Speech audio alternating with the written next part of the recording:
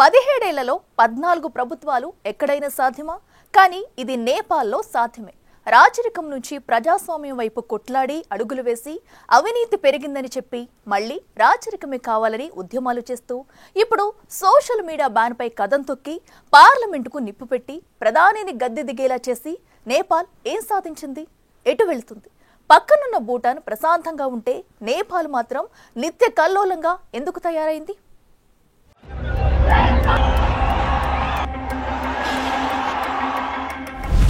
Hung parliament,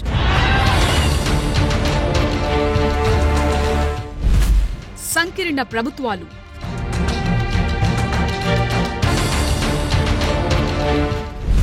రాజకీయ పార్టీల మధ్య విభేదాలు,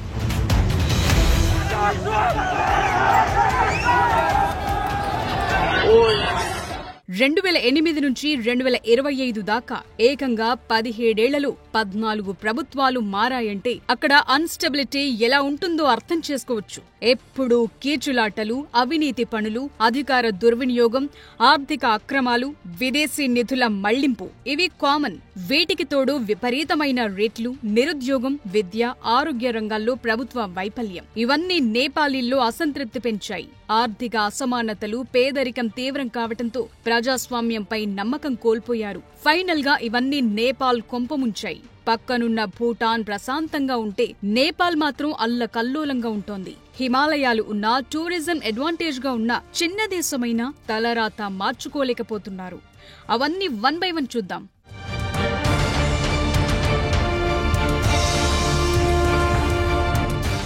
హిమాలయ రాజ్యం ప్రాచీన ఆలయాలకు నెలవు, పోరాట యోధులున్న దేశం, ఆకాశాన్ని తాకుతున్నాయా అన్నట్లుగా ఉండే శిఖరాలు, రఫ్గా 3 కోట్లుండే జనాభా.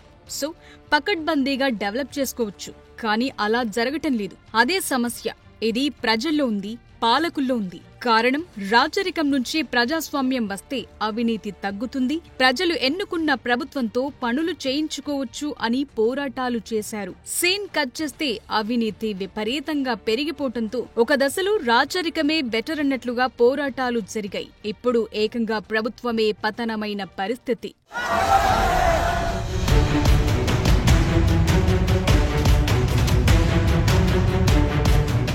జనరేషన్ జెడ్ నిరసనలు తీవ్రమై దాడులకు దారితీసి హింసాత్మకంగా మారి ప్రధానమంత్రి, అధ్యక్షుడు, కేంద్ర మంత్రుల రాజీనామాలకు దారితీయటం ఒక సీక్వెన్స్ గా జరిగింది. సోషల్ మీడియా బ్యాన్ పై నేపాల్ ప్రభుత్వం తీసుకున్న నిర్ణయాలతో నిరసనలు ఒక్కసారిగా ఉప్పొంగాయి. బ్యాన్ ఎత్తివేసినా సరే ఎవరూ తగ్గలేదు. పార్లమెంటునే తగలబెట్టేశారు. ఈ స్థాయి అవినీతి జరుగుతుంటే ప్రజాస్వామ్యం, పార్లమెంటు ఉంటే ఎంత, పోతే ఎంత అనుకున్నారు. ప్రధాని, మాజీ ప్రధానుల ఇండ్లకు నిప్పు పెట్టారు. కర్ఫ్యూ పెట్టినా సరే వాటిని ధిక్కరించి కేంద్ర మంత్రులను బట్టలిప్పి మరి కొట్టారు జనం. కొన్ని నెలల క్రితం నెక్స్ట్ జనరేషన్ నేపాల్ అనే ఫేస్బుక్ పేజ్ తో సహా కొన్ని సోషల్ మీడియా ప్లాట్ఫామ్స్ లో నేపాల్లో నెలకొన్న దారుణమైన రాజకీయ పరిస్థితుల గురించి, అవినీతి గురించి పోస్టు చేయటం మొదలుపెట్టాయి.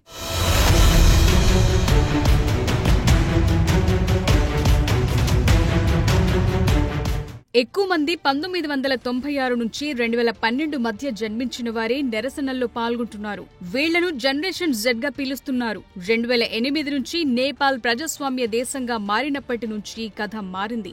ఏదో జరుగుతుందనుకుంటే అవినీతి పెరిగింది. వీటికి తోడు నేపాల్ యువత ఉద్యోగాలు లేక ఇబ్బందులు పడుతుంటే రాజకీయ నేతల పిల్లలు మాత్రం లగ్జరీ లైఫ్ అనుభవించటంతో మరింత కడుపు మంటతో రగిలిపోయారు. అవినీతి సొమ్ముతో ఖరీదైన కార్లు, అధికార దర్పాలు ప్రదర్శించడం వారికి నచ్చలేదు. అందుకే సోషల్ మీడియాలో నెపో బేబీస్, నెపో కిడ్స్ పేరుతో హ్యాష్ ట్యాగ్లు ట్రెండింగ్ అయ్యాయి.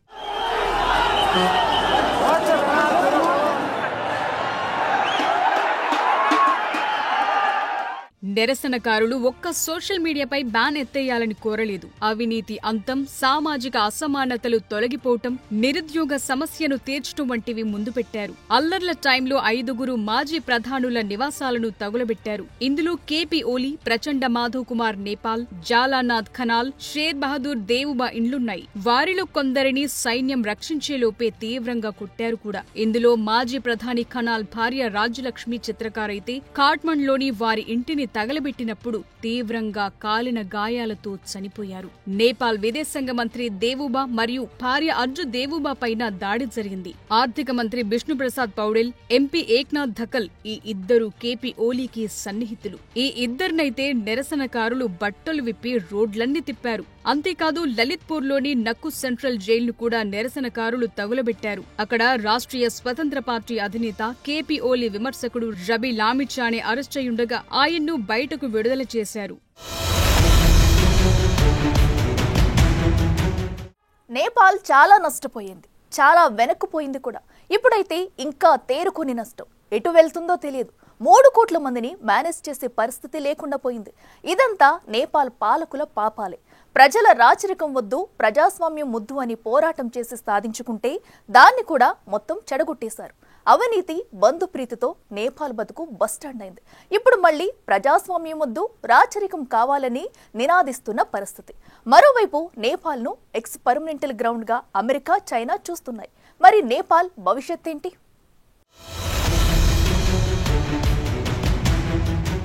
ఇప్పుడు నేపాల్కు పాలకులంటూ ఎవరూ లేరు. అంతా ఆర్మీ చేతుల్లోనే ఉంది. ఇక దశ దాటితే ఆర్మీ కూడా ఏం చేయలేని పరిస్థితి. ఇప్పుడు రాజకీయ నేతలతో నెగోషియేషన్ చేసి నిరసనకారులను శాంతింపజేసి కథ ముందుకు తీసుకెళ్లడం ఆర్మీ బాధ్యతగా కనిపిస్తోంది. అదే సమయంలో అధికారాన్ని ఆర్మీ టేక్ ఓవర్ చేసుకునే పరిస్థితి లేదు. నేపాల్లో విపక్ష నేతలు బాలిన్ షా, ఆర్ఎస్పీ నాయకుడు లామిచాని జెన్జెడ్ నిరసనకారులకు మద్దతు ప్రకటించారు. రాచరిక అనుకూల శాస్త్రీయ ప్రజాతంత్ర పార్టీ అయితే ప్రభుత్వాన్ని, పార్లమెంట్ను రద్దు చేయాలంటుంది. అటు నేపాల్ మాజీ రాజు జ్ఞానేంద్ర షా కూడా తాజా పరిస్థితులపై అలర్ట్గా ఉన్నారు. చనిపోయిన వారి కుటుంబాలకు సంతాపం తెలిపారు. అన్ని వర్గాలు కలిసి కూర్చొని సంక్షోభానికి ఎండ్ కార్డ్ వేయాలన్నారు. అంటే నేపాల్ రిపబ్లిక్ గా మారకముందున్న రాచరిక వ్యవస్థ వస్తే తాను రెడీ అని చెప్పడానికి గేమ్ ప్లాన్ తో ఉన్నట్లుగా కనిపిస్తోంది.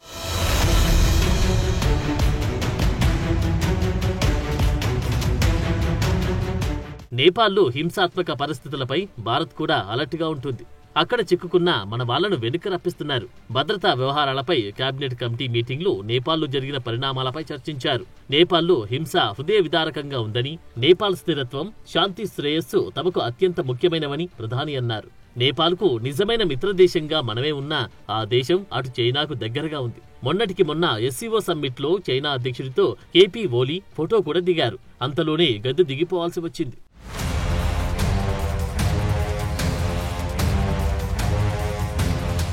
నేపాల్ రాజకీయ ప్రయాణం అంతా డ్రామాటిక్ గానే సాగుతూ వస్తోంది. 1769 నుంచి 2008 వరకు దాదాపు 240 ఏళ్ల పాటు షా సహా ఇతర రాజవంశీయులు నేపాల్ పాలించారు. అయితే రాజు ఉన్నా పర్వాలేదు, పార్లమెంటరీ ప్రజాస్వామ్యం కూడా కావాలని 1990లోనే అక్కడ ఉద్యమం నడిచింది. దీంతో మన అధికారాలు ఏమీ పోవట్లేదు కదా అని నాటి రాజు బీరేంద్ర ఒప్పుకున్నారు.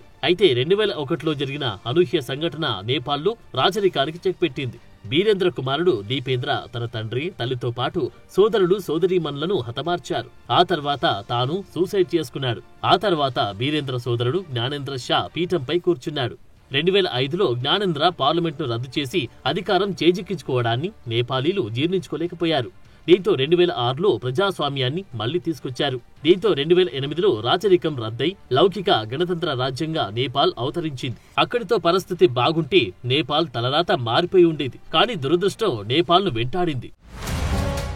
నేపాల్లో ప్రజాస్వామ్యం వచ్చినా అధికార మార్పిడి రెగ్యులర్ గా కనిపించింది. దీంతో ప్రజల్లో ప్రస్తుతమున్న పార్టీలపై అసహనం మొదలైంది. హాంగ్ పార్లమెంట్ రావడం, సంకీర్ణ ప్రభుత్వాలు ఏర్పడడం, నేపాలీలు కూడా ఒక పార్టీకి ఫుల్ గా సపోర్ట్ ఇవ్వకపోవడం, ఇవన్నీ రాజకీయ అస్థిరతకు కారణమయ్యాయి. అవినీతి పెరిగింది, ఆర్థిక కష్టాలు వెంటాడాయి. దీంతో ఈ మధ్య రాచరికాన్ని పునరుద్ధరించాలంటూ ఆందోళనలు కూడా చేశారు. ఈ నిరసనలకు రాష్ట్రీయ ప్రజాతంత్ర పార్టీ సారథ్యం వహించింది. నాడు కాఠ్మాండులో జరిగిన హింసాత్మక ఘటనల వెనుక మాజీ రాజు జ్ఞానేంద్ర షా హస్తముందని కేపీ శర్మ ఓలీ ఆరోపించారు. ఈ ఘటనను తీవ్రవాద చర్యగా చెప్పారు. స్వార్థ ప్రయోజనాల కోసం జ్ఞానేంద్ర షా ప్రజల మధ్య విభజన తీసుకొస్తున్నారన్నారు.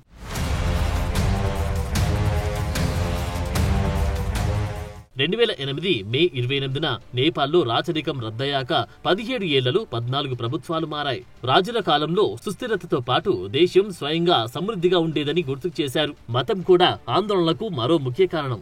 హిందూ రాజ్యంగా ఉన్న నేపాల్ 2008లో లౌకిక దేశంగా అవతరించింది. ఫలితంగా తమ సాంస్కృతిక అస్థిరత్వాన్ని కోల్పోయామని ఒక వర్గం ప్రజలు ఆరోపించిన పరిస్థితి. ఆర్థిక వ్యవస్థ దారుణంగా దెబ్బతినడం, ఉపాధి అవకాశాలు తగ్గిపోవడం, దేశాన్ని వదిలి ఉపాధి కోసం బయట దేశాలకు వెళ్లడం పెరిగింది. నేపాల్ మాజీ రాజు జ్ఞానేంద్ర ఉత్తరప్రదేశ్ ముఖ్యమంత్రి యోగి ఆదిత్యనాథ్తో గతంలో భేటీ అయ్యారు. ఆ ఫోటోలు నేపాల్లో వైరల్ కూడా అయ్యాయి. రాచరికం స్థిరత్వాన్ని, హిందూ గుర్తింపును తిరిగి తెస్తుందనే భావన పెరిగింది.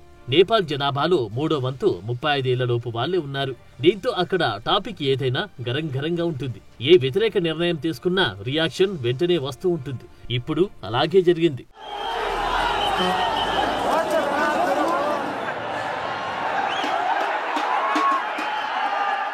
నేపాల్లో పరిస్థితులు అస్థిరంగా మారడానికి ఓవైపు చైనా, ఇంకోవైపు అమెరికా పాత్ర కూడా ఉందన్న వాదన పెరుగుతోంది. మేం అప్పులిస్తామంటూ నేపాల్కు ఆ 2 దేశాలు ఆశ చూపుతున్నాయి. ఎందుకంటే దక్షిణాసియాలో తమ పట్టు నిలుపుకోవాలని టార్గెట్ పెట్టుకున్నాయి. అందుకే పోటీ పడి నేపాల్పై వరాల జల్లు కురిపిస్తున్నారు, ఒప్పందాలు చేసుకుంటున్నారు, సంతకాలు చేయిస్తున్నారు. ఇప్పటికే China belt and road initiative లో భాగంగా నేపాల్కు అప్పులిస్తున్నారు.